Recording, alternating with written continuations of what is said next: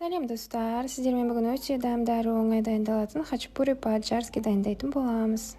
Ол үшін ұн мен құрғақ араластырып 10 минутқа қойып қойыңыз. Кейін үстінен қант пен тұз сеу, жылы сүт құйып, барлығын жақсылап араластырып, жұмсақ қамыр илейміз.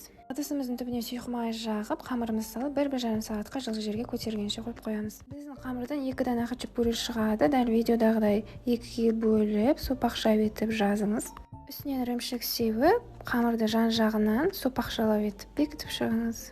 Жақсылап дәл видеодағыдай пішін жасап болған соң, хачапуриміздің үстіне жұмыртқаның сарысы мен қаймақты араластырып жағып шығамыз. Осы күйде хачапуриларымызды қызып тұрған пешке 5 минутқа сәл қызарғанша салып аламыз. Пештен алып шығып, ашық тұрған ортасына тағы да ірімшік себеміз де қайтадан пешке 1 минутқа жіберіп, ортасына салған ірімшіктер ери бастаған кезде пештен алып шығып, жұмыртқаның сарысын құйып, тағы да пешке шамамен 1 минутқа қызарғанша пісіріп аламыз. Хачапурimiz дайын, ас болсын.